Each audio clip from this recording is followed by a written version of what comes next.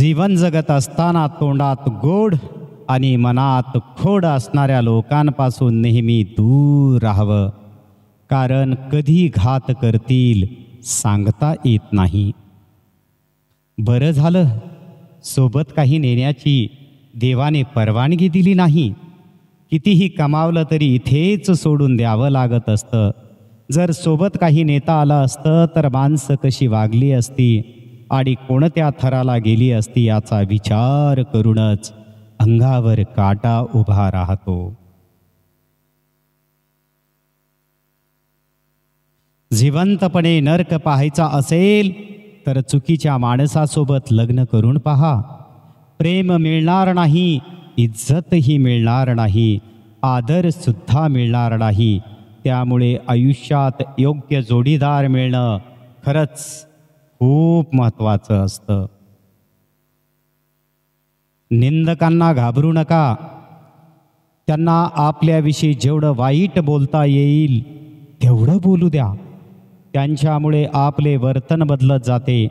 ज्याप्रमाणे गल्लीतील 2-4 डुकरं असल्याशिवाय गल्ली स्वच्छ राहत नाही, त्याप्रमाणे आपल्या अवतीभोवती 2-4 निंदक असल्याशिवाय आपल्या जीवनाचा विकास होऊ शकत नाही. मुंगीच मातीत पडलेली साखर मुंगीच खाऊ शकते, हत्तीत हे सामर्थ्य नसतं. म्हणून लहान लोकांना कधी लहान समजण्याची चूक करू नये. कधी अहंकारामुळे आपली मान उंचावू नका, कारण जिंकणारे सुद्धा सुवर्णपदक मान वाकवूनच घेत असतात.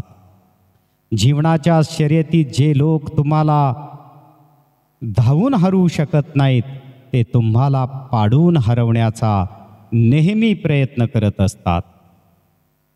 सत्य हे नेहमी शांत असतं, कारण त्याला माहिती असतं काही गोष्टींची उत्तरं वेळ आल्यावरच द्यायची असतात.